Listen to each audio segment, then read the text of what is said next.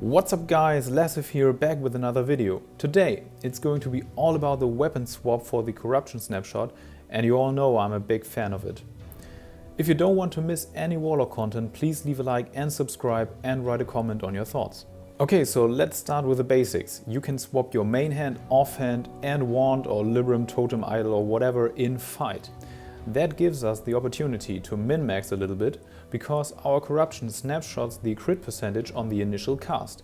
It is the same reason why we use the Potion of Wild Magic on some pulls. You want to use this macro before the fight starts to equip your crit set. Then you use this corruption macro to instantly re-equip your normal weapons after your first corruption. You can use it as your normal corruption button, because nothing happens when you already have your normal weapons equipped.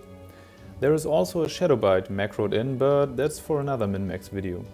I do this on several boss fights, for example Yogg-Saron phase 3 because of the downtime before the phase starts.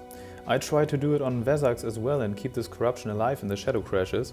I do it on every fight where I can use a wild magic potion on pull, like Ignis, Hodir and of course Alvalon. Speaking of Hodir, I have a great example here where I failed my weapon swap. There is some risk involved because, as you can see here, if you press corruption too early before the global cooldown is ready after my previous cast, the macro will swap your weapons but it won't cast corruption. Epic fail. So you have to be patient and press this corruption only once. In phase 2 the best item would be the Hodir 25-man staff, but realistically every warlock can achieve the following combo. The Fusion Blade with a crit jam and crit enchant, Cosmos Oral Igniter Rod and the wand from Aziol Nerub Heroic. Yeah, it's still the best wand in the game for crit. I do have Star Shard's Edge now, so I gain 2.3% crit with this trick. Before, when I used the Ice Core Staff from 10-man Hodir, it was 3.2% crit gain. I also tried to swap my crit weapons in right before my first corruption with this Agony macro, and therefore casted Agony right before my first corruption, but it doesn't feel good. It seems to slow down my global cooldowns even more, and it's more likely that you fail like seen on my Hodir fight. So what is wrong with this global cooldown? I wanted to show you a video of how cool the weapon swap is, but instead I realized this. As you can see here, I did my normal opening rotation on the left side with the weapon swap and on the right side without it. And this is pretty bad. The weapon swap triggers a global cooldown. Of course, that's why we use this corruption macro to do it all in one GCD. But it feels slower, and it is, because the weapon swap GCD seems to be always 1.5 seconds, no matter how much haste you have. This is terrible, especially when you think about Bloodlust on pull. I always wondered why the simulator sims the weapon swap so bad, but maybe I was wrong and the calculations were right? Okay, let's dive into it. In my previous video, we calculated our corruption tick damage and we calculated a crit factor.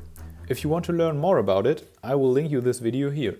With 2.3% more crit, my corruption gains 84 damage per tick. With the Ice Core Staff, it would have been 116 damage per tick. That's around 38 to 53 DPS gain depending on your weapons when your corruption ticks every 2.2 seconds on average.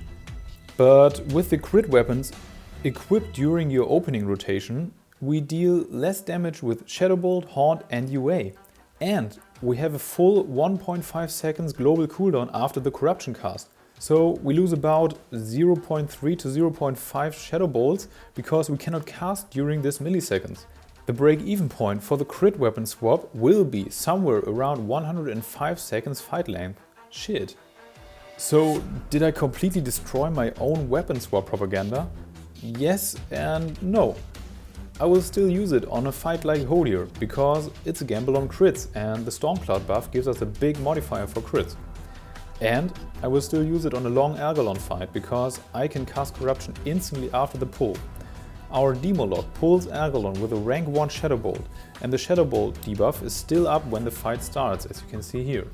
So the weapon swap is still a min-max thing, but it is worse than I expected. Now that the crit weapon swap myth is exposed, what do you think about it? I hope you enjoyed, and see you soon.